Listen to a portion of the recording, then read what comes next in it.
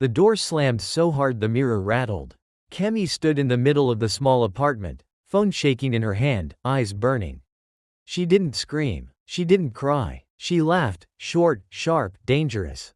On the screen was the number she couldn't ignore anymore. 800,000. Monthly. She turned slowly to face Daniel, who had frozen halfway between the couch and the door, his bag still hanging off one shoulder. She asked quietly how long he planned to hide it. Daniel dropped the bag. He said he wasn't hiding anything. She stepped closer, her voice calm but cutting, and told him she had found something worse than cheating.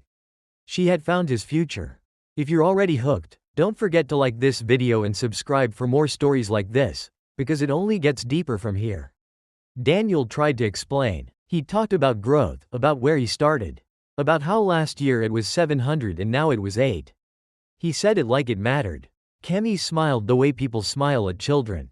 She told him growth was nice, but it didn't pay for the life she already lived. She listed it without drama: weekend trips, designer bags, dinners that didn't come with price anxiety.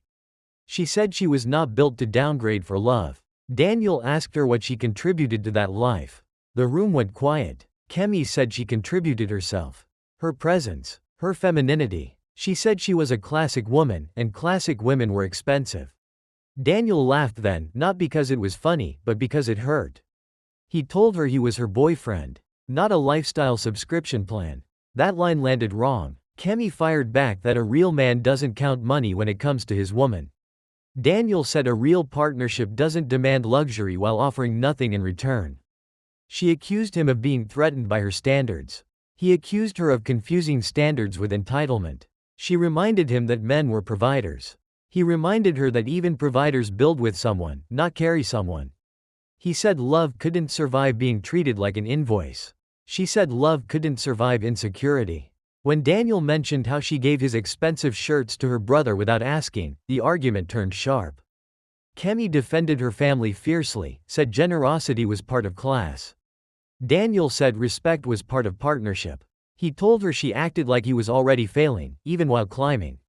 She called his ambition slow. He called her patience non-existent. Daniel told her everybody wanted a finished mansion, but nobody wanted to date the foundation. Kemi replied that she didn't have time to live on a construction site. Silence followed, heavy and final. Daniel looked around the apartment, the couch he bought on credit, the table they argued over, the walls that had heard too many promises. He said he wasn't broke, he was becoming. He said someday she'd brag about the man she walked away from. He picked up his bag. At the door, he paused and told her one last thing. That class without contribution was decoration, and decoration never built empires. She told him ambition without capacity was just noise. The door closed again. Softer this time. Kemi sat alone, scrolling through photos of places she wanted to go, telling herself she chose right. Daniel walked down the stairs, telling himself he did too. Neither felt victorious. Both felt relieved. Love hadn't died, it had simply failed an audit. If this story sounds like real life, hit the subscribe button right now so you don't miss the next one. Months later, Daniel worked later nights, quieter weekends, louder goals. Kemi attended parties where names changed but expectations didn't. Sometimes she remembered his words. Sometimes he remembered her laughter. They never called. Not every breakup is about betrayal.